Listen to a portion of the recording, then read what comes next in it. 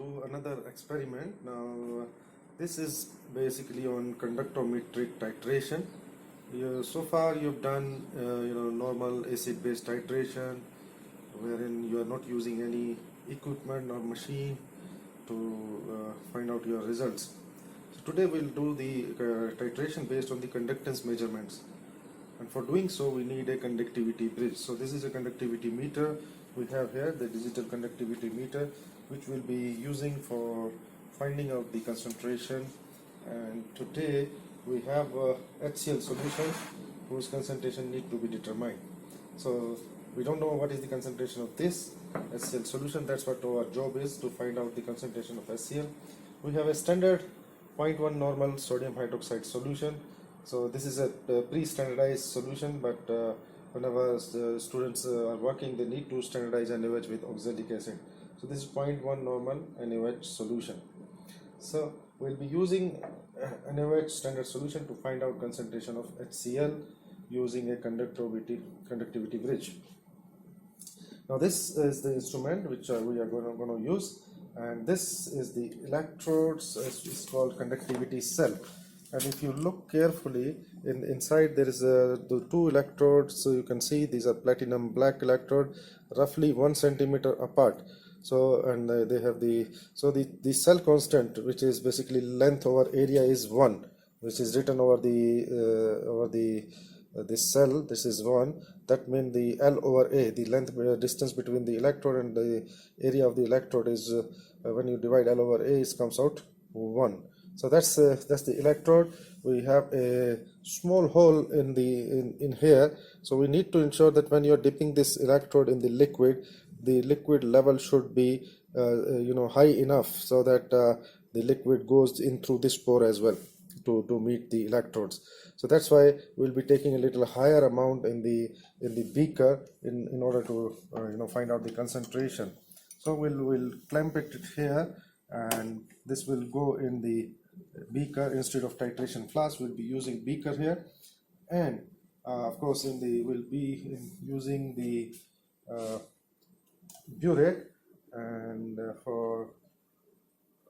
we'll be filling it with NaOH solution. So first and foremost is to rinse the burette. So first I'll be rinsing this burette with NaOH solution, and then we'll be working on with the experiment.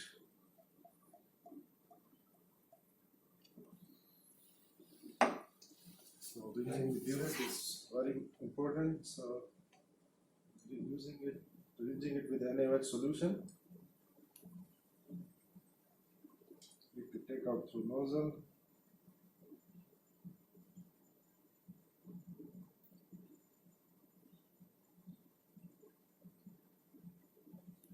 Alright, so our burette is in rinse state now.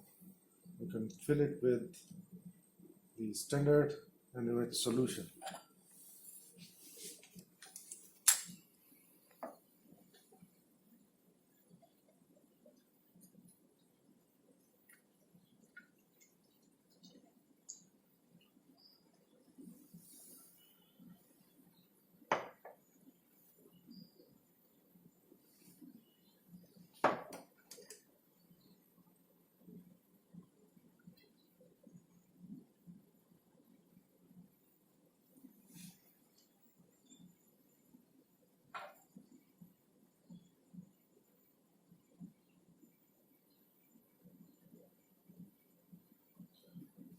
Okay, so the burette is ready. In the beaker, we'll take the hydrochloric acid solution so that we can titrate it with NaOH. So I'll be taking 50 ml, and the reason for taking higher volume is so that my electrode is properly dipped in the solution. So I have a 25 ml this bulk type pipette. So I'm gonna take the half of this pipette, but before I measure, I'll be definitely rinsing this as well with the hydrochloric acid solution, which is not very strong acid. We want to find the concentration of this hydrochloric acid. So obviously when we are transferring this to the beaker, I should rinse the pipette. So now I can take, since this is a 25 ml pipette, so I'll be taking it in the acid twice out of the flask so that I get 50 ml of as per my requirement.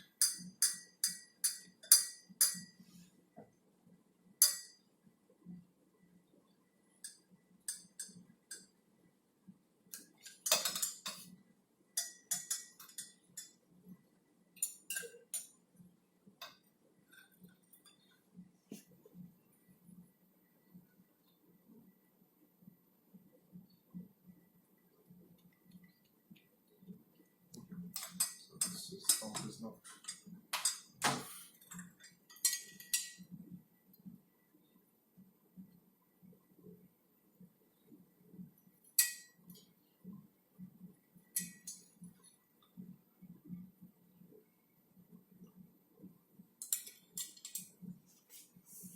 Transferring this liquid to the beaker. Good thing about this titration is that they are very accurate in comparison to the normal titrations, and since we are measuring the conductance, there is no requirement of indicator either, so no indicator required, and you can just do the titration by noting down the conductance.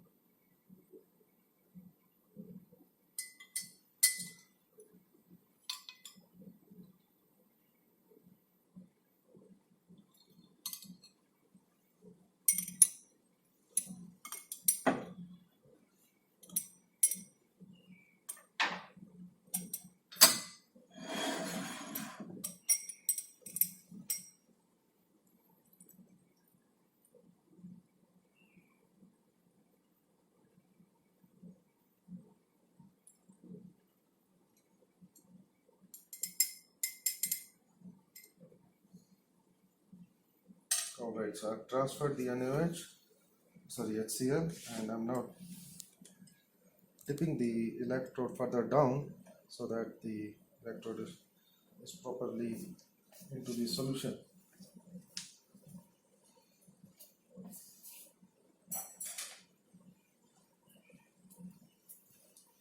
Taking a glass sword which will be required to stir, and you can mount this burette in such a manner that it goes into the solution.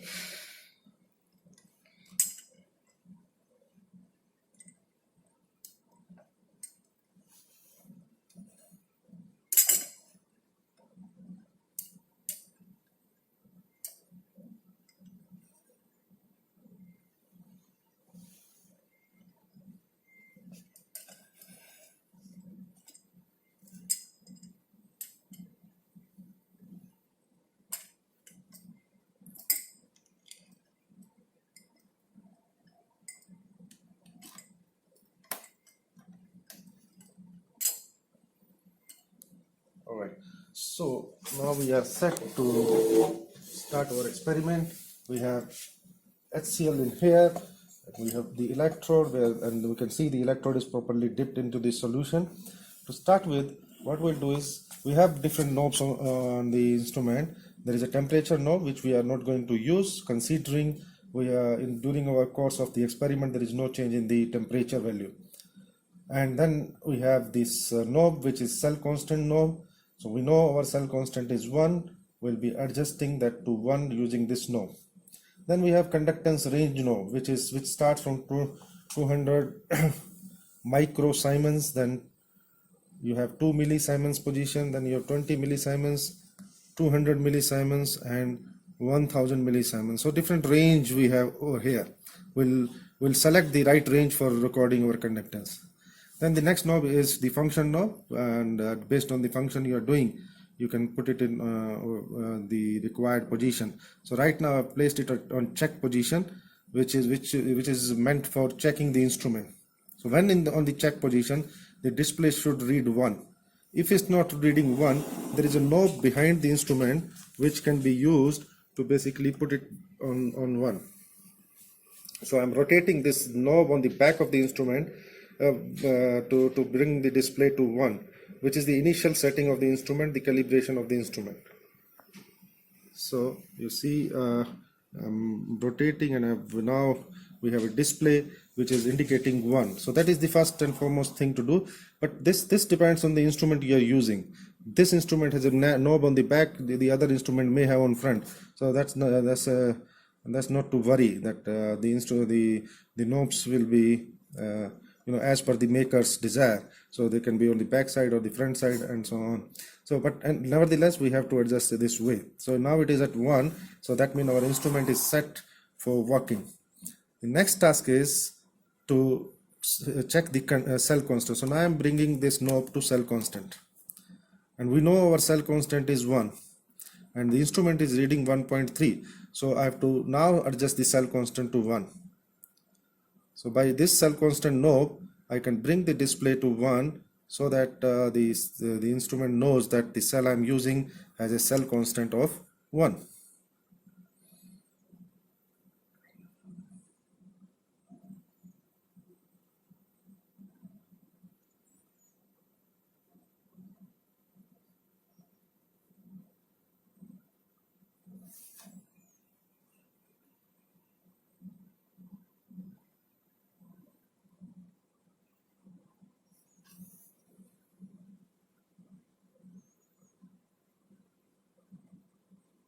You need a very stable hand because it can be very sensitive.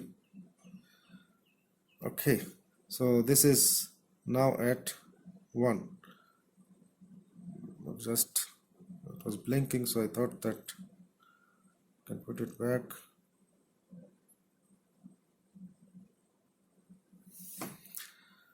Alright, so the cell constant is 1 now. So now I'm ready for recording the conductance values. So now I'll take this knob to conductance, and you see this display is kind of abnormal display. It's showing 1 and then a dot here.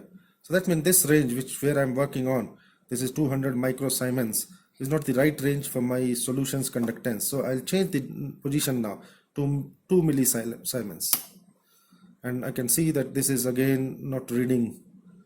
Then I'll go to 20 millisiemens. Okay, now I can notice that there's a good display coming in with 2 decimal point reading. So that is my conductance without adding any NaOH. I have not added any NaOH up till now in the solution. So that means this is the conductance of my pure HCl solution which I've taken in the container. So that you need to record.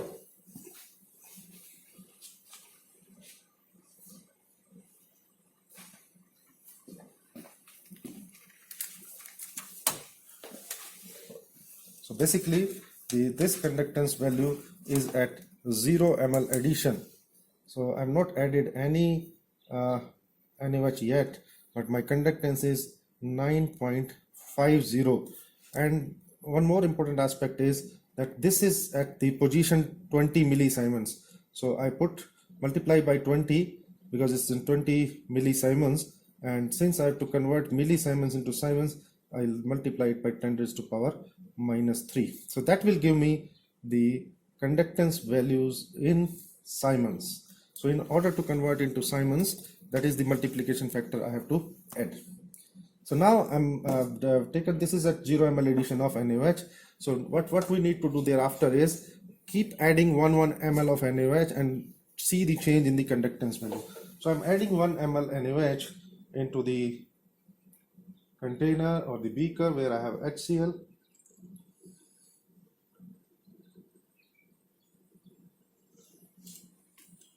Okay, so I've added 1 ml NaOH, and I'm just you need to stir a bit so that the solution becomes homogeneous, uniform.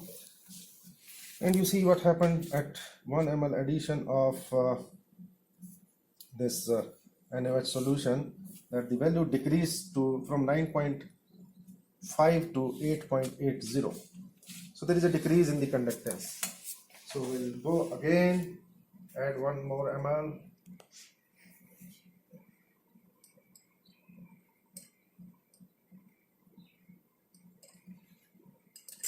Stir again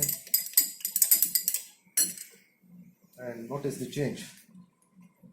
1 ml further addition, the conductance value goes down to 8.9. Another 1 ml I'm adding. Unlike normal titration, you won't see any color change because we have not used any indicator. Only change will be in the conductance value, which will be good enough to give us the desired result. So at 3 ml or another 1 ml addition, it is 7.54. So that means again a decrease. So keep doing that. 1 ml addition. Today's titration is between strong acid and a strong base. But the good thing about this conductometric titration, you can even titrate weak acid with a weak base. You can even titrate mixture of acids. So there is no this is a very good technique wherein you can titrate dilute solution, very dilute solution to weak acids and weak bases, and no indicator required. The results are quite accurate. So now you see I added 1 more ml, which is, that means I'm at 4 ml now, and the result is 6.96. I'm adding another one. Keep adding 1 ml and stir and note the conductance.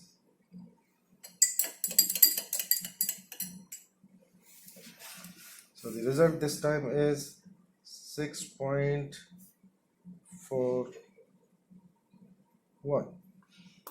And again a decrease.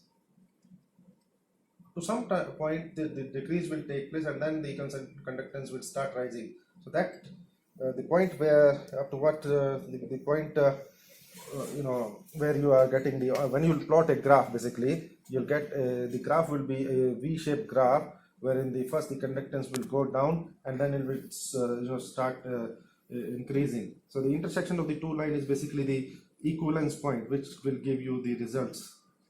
So now it is 6.17, again a decrease. Another ml.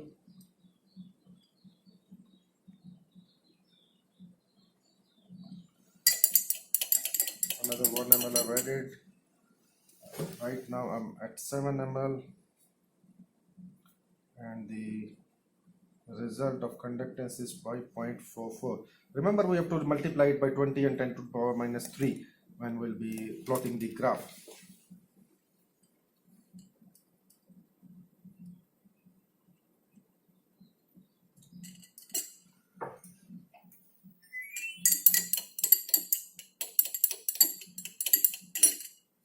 So this is at 8 ml.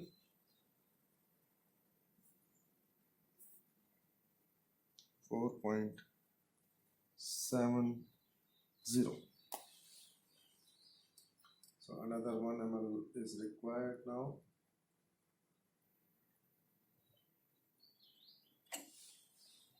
Stir again.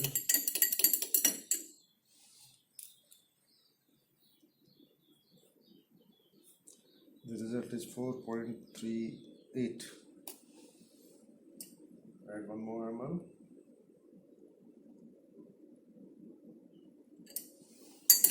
Stir again. This is now I'm at 10 ml. The result is 3.72. Another 1 ml.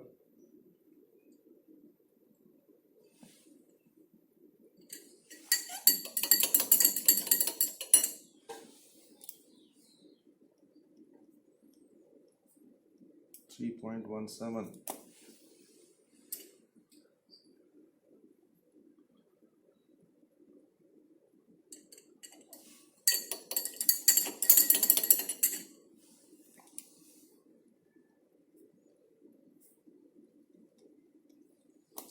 .71 is the reading at 12 ml. Again I'm adding another 1 ml.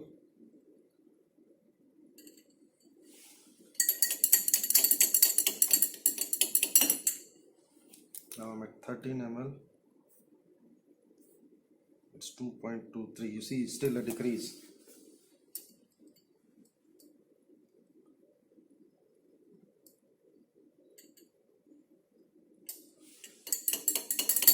Another 1 ml. Now here we can notice there is a change now. The last reading at 13 ml was 2.23. Now I'm at having 2.30. So that means we have reached our end point, because we can notice that there is a change in the conductance pattern. Now it has started increasing. So that means from this point onward it will keep on increasing. So since the change is at 13 ml, 13 to 14, between 13 to 14, our endpoint should be located between somewhere between 13 to 14. And when we will be plotting the graph, we'll find out the exact point where this change has happened. But in order to complete that graph and a V-shaped graph, what we'll do is we'll keep adding this 1 ml 1 ml again, further. Unlike our normal titration, moment the endpoint comes, we'll stop. We'll not do that here. We'll keep on adding maybe another 13 ml, so that we get a full V-shaped graph. So we are at 14, so I'm adding another 1 ml. And now I'm at 15, and it comes out, you see, as I told you that it will increase, so it is 2.56. Another 1 ml I have to add.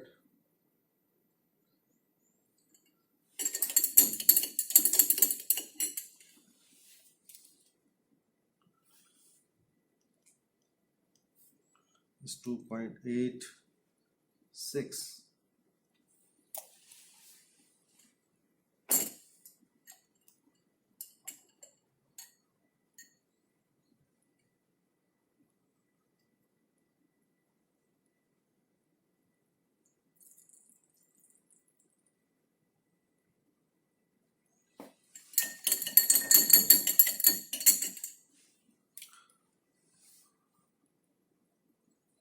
Next 17 ml, it's 3.03. So it's increasing as expected.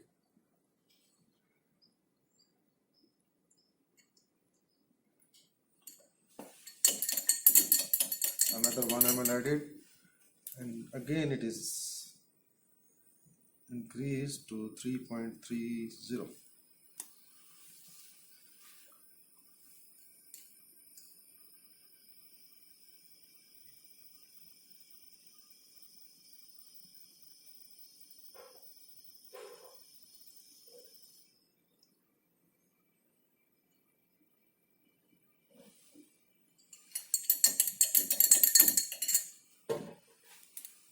Nineteen ml, it is 3.51.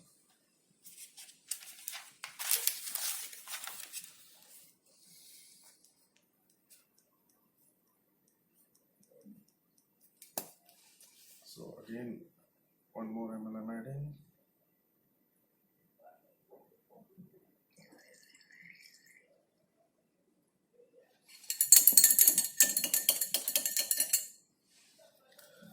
Reading is 3.74.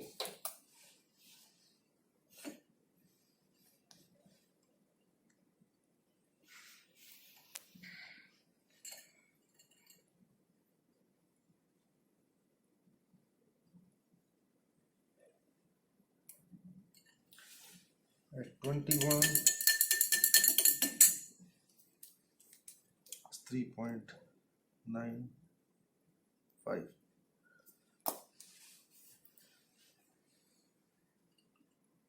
At 22,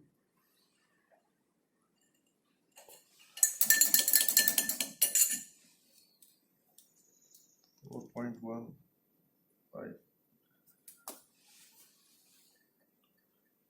23,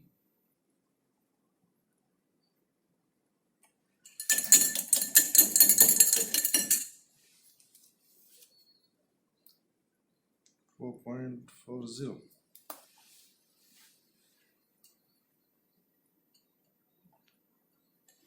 24, 4.60. 25 now.